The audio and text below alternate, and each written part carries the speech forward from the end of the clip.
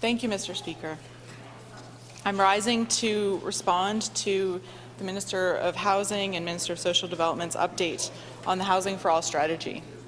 And I do want to give credit where credit is due. There was a... I'm getting applause from government, okay. I have the floor, so I'm going to go ahead and, like I said, acknowledge that there was a call for a rent bank. And I was hesitant because I was worried about what that would look like. And the fact that there is a grant there, I think is a good thing. This is a positive thing for New Brunswickers. However,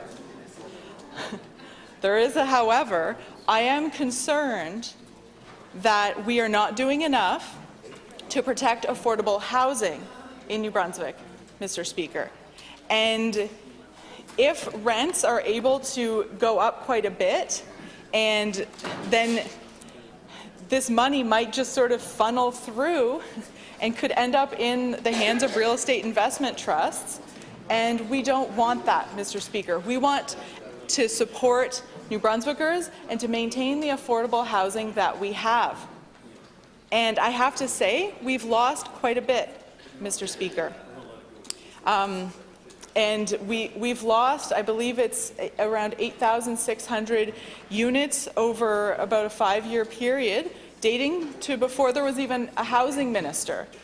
So we've lost even more since then, Mr. Speaker. And so we need to protect affordable housing units in New Brunswick, and I think that needs to be a priority. And I have never said that a rent cap is a silver bullet. It's a tool in the toolbox, and it's a tool that I think we should be using, Mr. Speaker. We need to use it and link it to the unit. Because, Mr. Speaker, when someone moves out and then someone else moves in, the rent can spike by $300, as an example that I know has happened.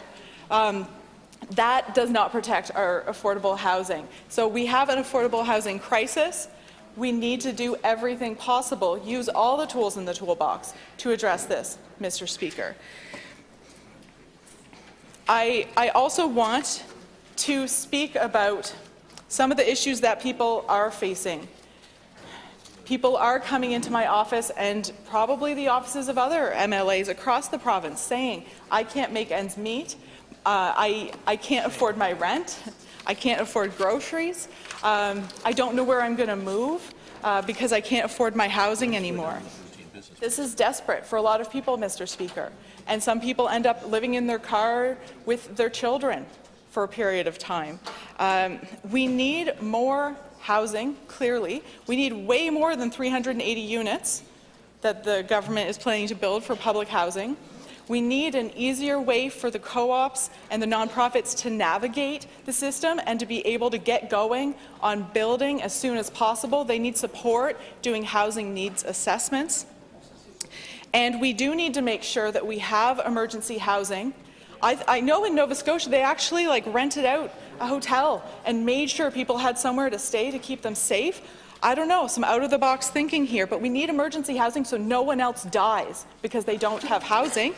And we need to make sure we don't forget about rural areas. Mr. Speaker, I represent a rural area, and we are facing similar, I know they're different issues, but similar issues in rural areas, and so we can't forget about rural areas.